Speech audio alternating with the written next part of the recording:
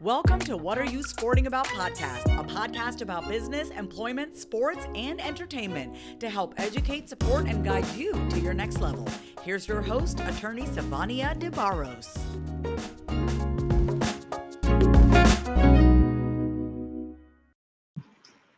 Hello, everybody. It's Sivonnia DeBarros, the protector of athletes, and I am back again with another podcast episode. But before we get into all the meat today, I will have a few announcements, all right? So first off, you do know that I am the founder and owner of the S.L. DeBarros Law Firm, where we represent 6- and 7-figure business owners and athletes in business. But I'm super excited because I am launching another book this summer. I'm trying my best, fingers crossed. First book on name, image, and likeness. It's gonna be, it is called Athletes Making Moves. So you guys, I definitely want you to go out there, support this movement. Make sure that you go to prosportlawyer.com so that you can get information on this book. And then also join the Facebook group Athletes Making Moves so you can stay in the know. So now today we have Jonathan Jones, but his handle is Jonathan Jones Speaks. All right, so he's making major moves in the athletic field. Let me just tell you a little bit about Jonathan. He is a best-selling author. He is a 2-time TEDx speaker and the host of Beyond the Ball podcast. He's been featured in places like CBS News. He's spoken to over 100,000 students ranging from elementary school to college. So I'm so excited to have him on this platform today. Jonathan, welcome. If there's anything else about you that you want to add, go ahead and drop it on the mic. Well, I'm glad to be here and, just grateful to be on the platform, and congrats to you on launching your second book. But no, I don't think there's anything else. We can just dive in and just start from where we start.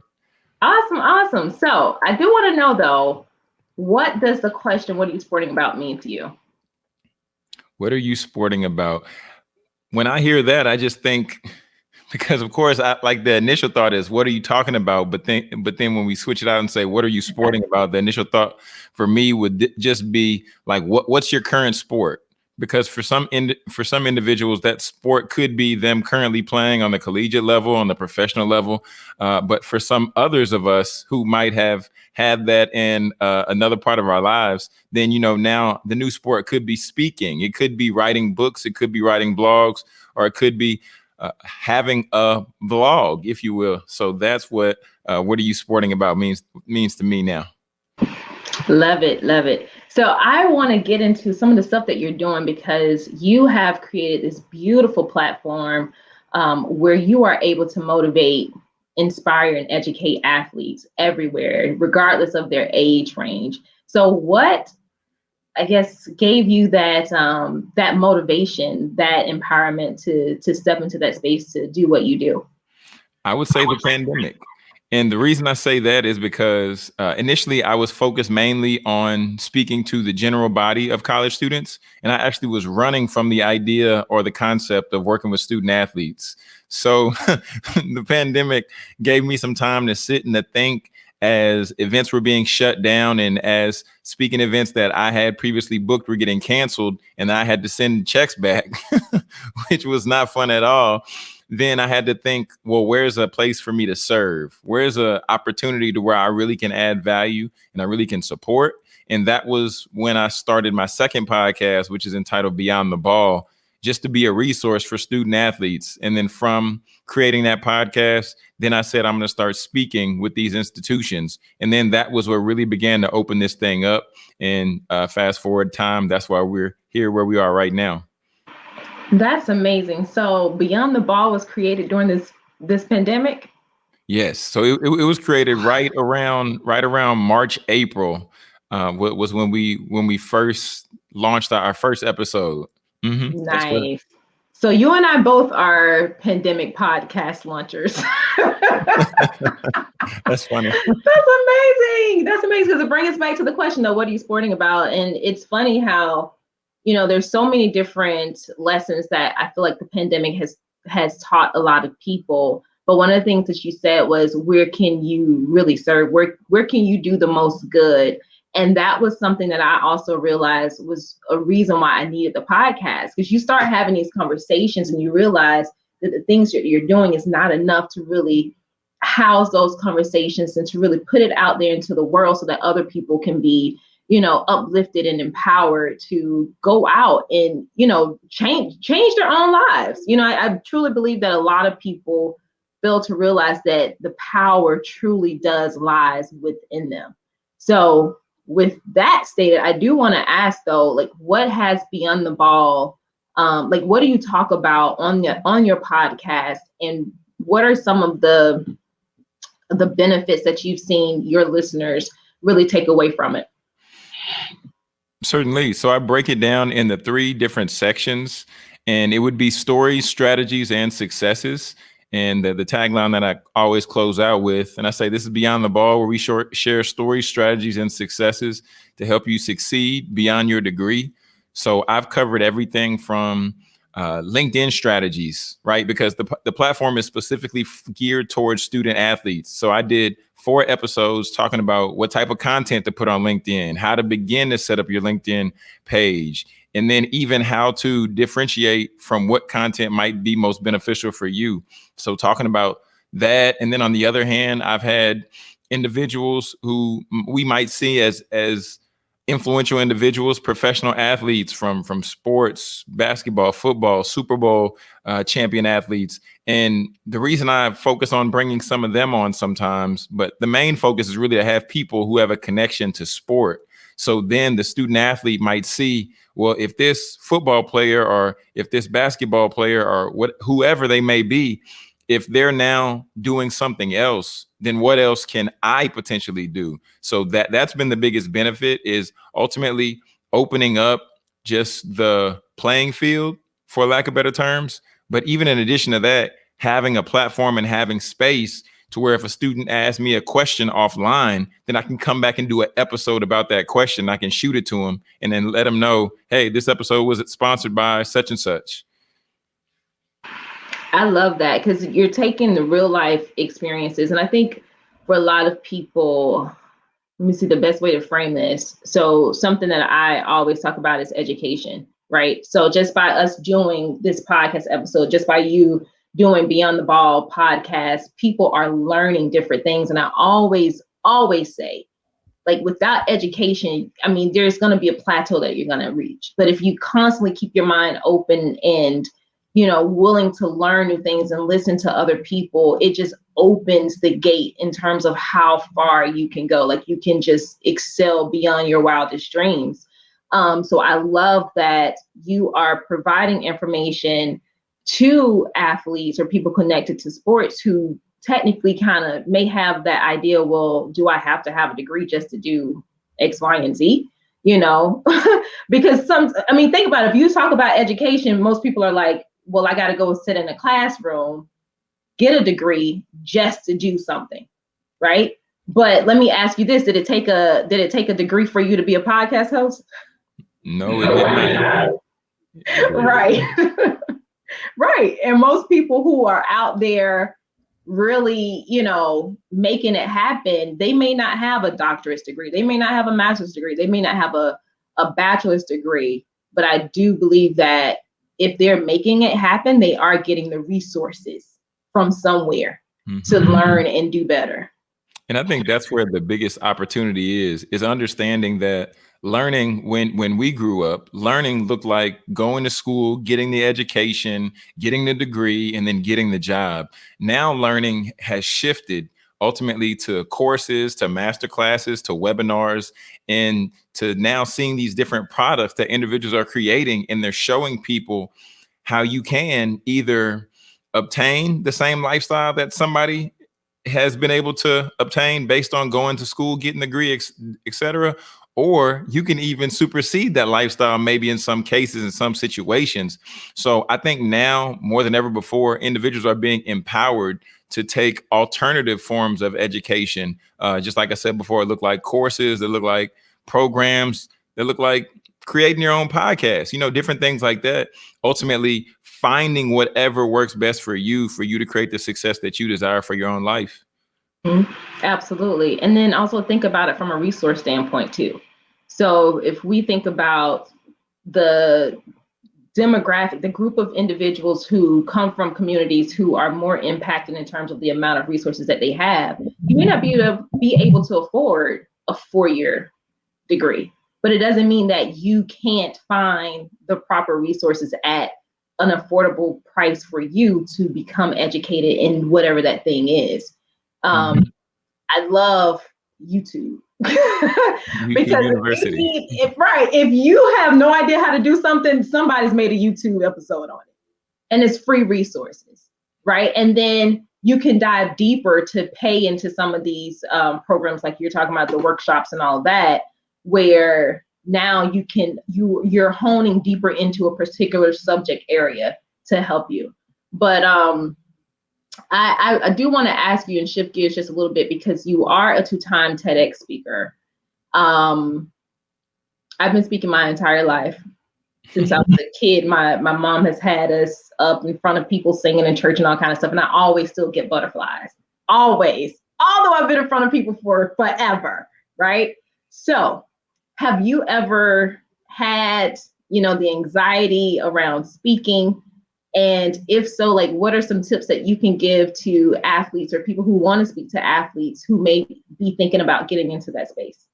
So I always have just that level of the sweaty palms and just that level of, I don't want to call it anxiety necessarily, because I know it comes from a place of me wanting to do my best and me wanting to make sure that the individual or the individuals that I'm speaking to, I want to make sure that they get the best value possible.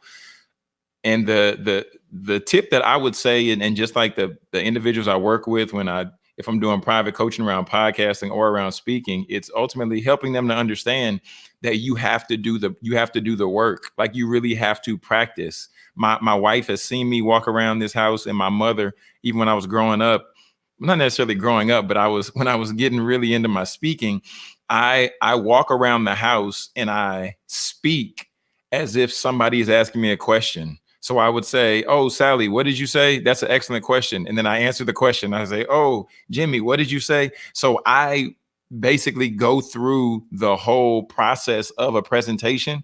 Every presentation I do, I figured out my number. It's probably about me going through the presentation about 2 to 3 times, depending on the length of the presentation. So for instance, just to give tangible. So the first tangible step is to practice. Like, legitimately practice. If you need to write it all the way out, and then just practice. So that's number 1.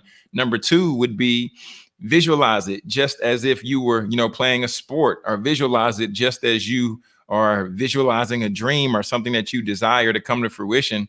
But then the third point would be, based on the length or the amount of time that you have to speak in that engagement, then ratio it out by how much time you should invest.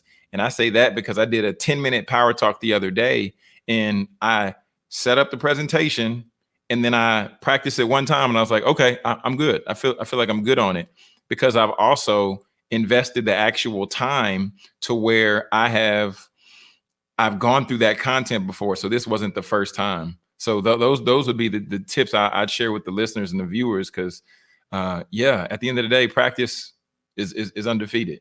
And repetition is the mother of all learning. It is. And, I've realized that there's so many different qualities as an athlete. And I truly believe once an athlete, always an athlete, because those particular characteristics that are built in, they just never leave. It's a part of who you are. You can take that into whatever your next phase in life is. You talked about visualizing it and practicing. I remember having this coach. I did competitive cheerleading too. So, but my coach will always say, practice doesn't make perfect. It makes almost perfect, which is true. But if you practice to try and get perfect, that means that you will do your absolute best. It may not be perfect, but it will be your absolute best. But I always remembered, even before my track meets or before any type of like cheerleading competition, I would see myself. I would literally visualize myself on stage or in the blocks doing whatever I needed to do. And I would, especially for track and field, I would literally go through the entire event in my head. but it made all the difference, because then when you get out there, yeah, you have a little bit of butterflies, but it's like you've already done it. You've already been here. So now you can remove that extra layer of anxiety and nervousness that you may have with whether you are showing up to compete in something or you're showing up to speak, right? Because let's face it, if you go into business, you're going to have to speak to someone. You're going to have to pitch someone. You're going to have to present something to someone, right? And so how do you do that? So I love these quick tips. You are also a best-selling author. Mm-hmm. So what was that book? And then I want you to tell us about the book that you have coming out soon. So I wish I actually had a copy of my book. I need to start keeping it close. I've been moving around the house due to the pandemic. We see I have the backdrop with my wife and our wedding photos back here. So the book is entitled Process: 14 Surprisingly Simple Behaviors to Skyrocket Millennials to Success. And I actually hired my father to be my book coach. So my dad, Dr. Fred Jones, he was the second coach that I had. The first coach was a training coach for basketball, but he was my first personal development coach. And I paid him $5,000. And then he walked me through the process, start to finish, concept to creation, ultimately helping me put everything in place. And the way he encourages people to write books, he says, your book should be set up in a way to where you get paid $9.97 an hour. And that's not $9.97, $997. Nice. Mm-hmm. Mm-hmm. Nice. So yeah. So that's my dad, and that's the book story. And the book actually brought him and I closer together, which is also a whole nother story in itself. That's beautiful. That is so beautiful. Currently the project that I'm working on right now is like we were talking about, just in regards to, well, you said a little bit about with your book with name, image, and likeness. Yeah. The current project that I'm working on is ultimately helping student athletes start their own podcasts. Got to be it. positioned for the landscape that's shifting coming up very, very soon. I love that. So, and as a podcaster, being able to use your experience, your speaking experience, being connected to sports, and then to also reintegrate that into the name, image, and likeness era for athletes. I think that's going to be extremely important, because now individuals who may not be popular athletes, who may not, be a member of one of the most popular teams, right? Mm-hmm. How do they really monetize their name, their image, their likeness? And podcasting can be one of those things. When I think about all the people I went to school with, high school included, and college, and the majority of them were athletes, we ain't go pro. We did not go pro, right? But we're making it, and we're doing things with ourselves. We've created our own brands. And it's so amazing when I look back, especially from my high school. When I look back from my high school, I'm like, dang, I had a good class, because I can truly say at least 80% of us are really doing the darn thing. Mm. So it's amazing. It's amazing. So what is your, I guess, your motivation behind teaching the student athletes how to set up and create their own podcasting? So my motivation, honestly, is just really putting them in position, for the simple fact that I was a Division III junior college team manager before I was a Division III junior college basketball player. And then I ended up going to a 4-year university, which also was Division III. And now working with the schools that I work with, and now I'm able to speak to everywhere from junior college all the way up through NAIA, and Division I institutions. I just want to ultimately be able to duplicate myself, because understanding that for the individual who might not be the fastest, might not be the strongest, might not be the prettiest, however, but if they feel that they have a message to share, then they can use podcasting as that platform, and then that can catapult into a brand. And then from that point, then they can do speaking engagements and monetize those things. So at the end of the day, if they decided to keep holding on to podcasting and continue to be a lifelong podcaster, or if they said this was great to learn these tips and these tricks and these tools, now they also have become a more marketable job hire, because podcasting teaches you technical skills that you're not going to learn everywhere else. You're improving your verbal communication, you're growing your network. And then even as we look at those things, and then increase advantage even in marketing. So we take those skills and then we plug those into any job application, or, ask CEOs, would they look for those attributes in employees? 8 out of 10 of them would at least say yes. So ultimately that's what my inspiration is, to really set them up for success in that way. And, just be ready to pivot and roll to whatever is next. Yeah. And I love that, because look at the success that you've been able to accomplish just through podcasting, which also leads to part of your speaking with some of the colleges and other schools, like middle schools, elementary schools. So you just have no idea the floodgates of possibilities that could open. So who are some of the schools or organizations you've had the ability to speak with and empower? Excellent question. So I've spoken with UCONN's athletic department. I've also spoken with the University of Vanderbilt, their football program. I'm currently working with West Virginia University with their football program. And it even goes down the line. But each and every institution, I really enjoy the opportunity to speak, but even more than that, I enjoy the opportunity to connect with the students after. And then, when we follow each other on Instagram, and then I love when they reach out to me if they have a question, or if they, shoot me a message, and then we can chat offline. Just like I was saying earlier, if they're like, hey, John, what do you think about this? Or what do you think about that?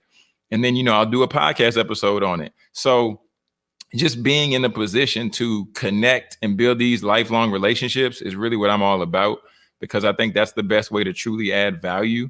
So then ultimately, after I pay it forward towards them, then they'll hopefully turn around and pay it forward to the next generation. And that's what I'm all about. Love it. Love it. Now, because we see your handle here, but where is that? Where can people find you? Jonathan Jones Speaks. Is that just for Instagram? So that is for all the social media platforms, except for Twitter and Clubhouse. Clubhouse made me make it shorter. So Clubhouse and Twitter, it's Jonathan J Speaks, but my website is jonathanjonespeaks.com. And that's where people can find me, and that's where people can connect with me, as well as I'm on YouTube. And that's where I have all my podcast episodes, as well as additional video content. Okay. And Clubhouse, say that again for me. Jonathan J? Yes, Jonathan J Speaks. Okay. You guys make sure that you go out and follow Jonathan on all social media channels. Check out his YouTube so that you can definitely get a lot more of content from him, so you can be educated and inspired and motivated to truly tap into your purpose. Jonathan, I definitely appreciate you for being here. Is there anything else you want to leave our listeners with? I would say, I would say if they are on Instagram, I would say just swing by and check me out on Instagram, because I go live Monday through Friday. I've just been covering different topics. I'm going to more so drill down and start focusing predominantly on podcasting. So helping people around just the concept of that. But ultimately, the last thing I want to leave with the people is find a place where you can serve and find a problem you can solve, and then that will lead to your success. Love it. Great way to end. Great way to end. Love it, love it, love it. Thank you so much, Jonathan, for coming on to the show. Guys, I definitely want to remind you, check out the website. Make sure that you sign up for our newsletter so that you can be in the know for all things that are going to be happening, the new book launch, the Facebook groups. We're going to go live on, well, not live, but we're going to definitely create the group for Instagram, Athletes Making Moves. This is not just something for college athletes. This is for any athlete, because you have the power to make the move that you want, but you need to be educated and encouraged and motivated to do so and know how to do it, right? So check me out, prosportlawyers.com. Make sure that you go and follow us on Instagram at What Are You Sporting About? Become a part of the group Athletes Making Moves on Facebook. Currently, it's coming on Instagram. And until next time, this is Sivonnia DeBarros, the protector of athletes. I look forward to connecting with you guys again for another episode of What Are You Sporting About? Bye. Thanks for joining us this week on What Are You Sporting About podcast. Make sure to visit our website, prosportlawyer.com, where you can subscribe to the show in iTunes, Stitcher, or whatever your favorite platform is, so you'll never miss a show. And while you're at it, if you found value in the show, we'd appreciate a rating on iTunes or iHeartRadio. Or if you'd simply tell a friend about the show, that would help us out too. If you like the show, you might want to check out our book, What Are You Sporting About? Attorney Sivonnia DeBarros is available for private consulting at sldebarros.com. And remember, we're here to educate, support, and guide you in your journey to success, because we're all sporting about something.